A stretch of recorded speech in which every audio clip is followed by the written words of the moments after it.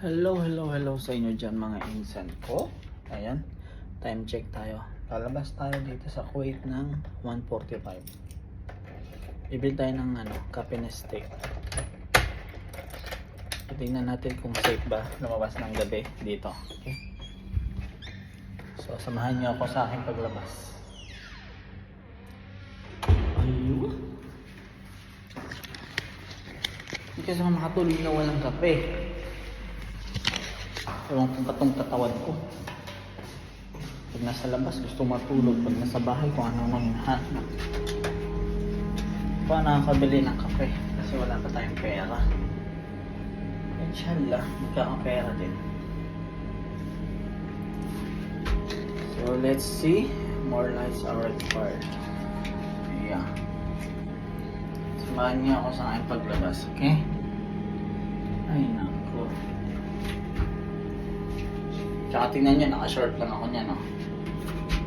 Naka-short lang ako. Actually, safe naman. Basta wag ka lang din pabiga dito. Kasi pag pabiga ka dito, yari ka talaga.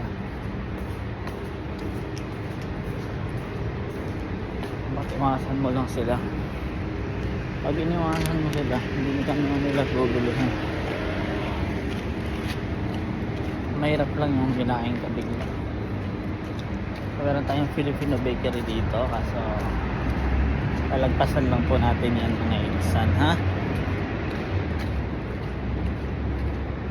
Ganyan yung mga bahay dito, puro bato. Meron tayong 24 hours dito na nagbebenta ng steak kasi maraming Amerikano dito, so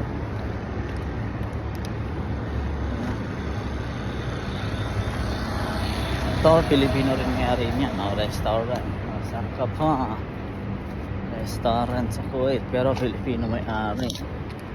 Actually, ano naman, dalawa. Kasi hindi pwedeng, ka lang, sole proprietor.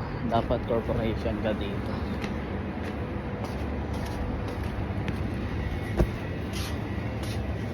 Kape.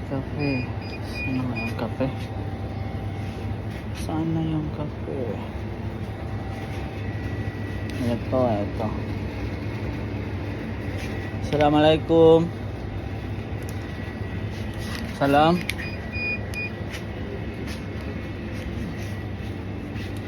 Brother, kape sa gabi. Ito yung mini grocery nila dito. Ayan o. Ham? 100. Yes. I pay 250. Sukran. So ayan ito yung mini grocery nila dito, diba? Tinatawag nila tong bakala. So ngayon, uwi na tayo. Lapit lang naman yung bilihan. Yung isa kasi sarado na. So saan kami lagi mo yung bili?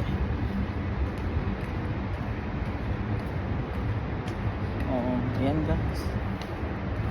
Kaya puro Amerikano nakatira dyan. Amerikano, Chinese yung nakatira dyan. Sa building na yun sa likod ko. Kaya safe dito sa street na to. Pero may time na nakaraan nakita ko sa nagbablog. Hindi ko alam, nagla-live yun sa TikTok. Hinahabol daw sila. Pero dito banda rin yun sa Mabula. Sa lugar na dito.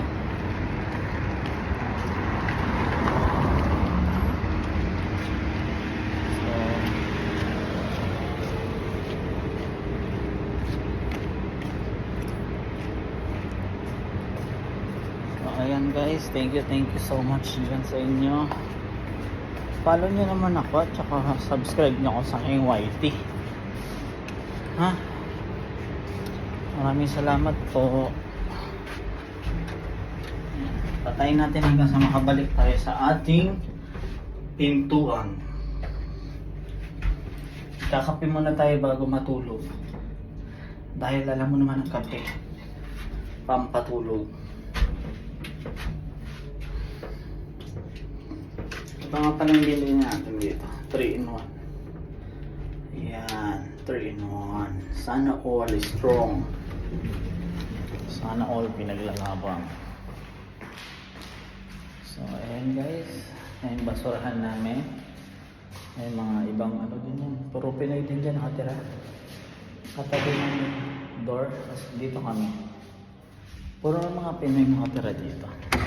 So, yun ang maganda. Tsaka bakit sarado to? Hindi ko naman sinarado kanina.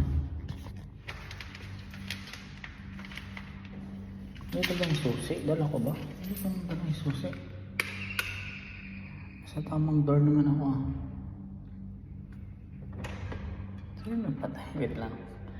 Okay guys, thank you. Ingat-ingat kayo dyan palagi. Ingat-ingat mga insan. Palo-palo lang.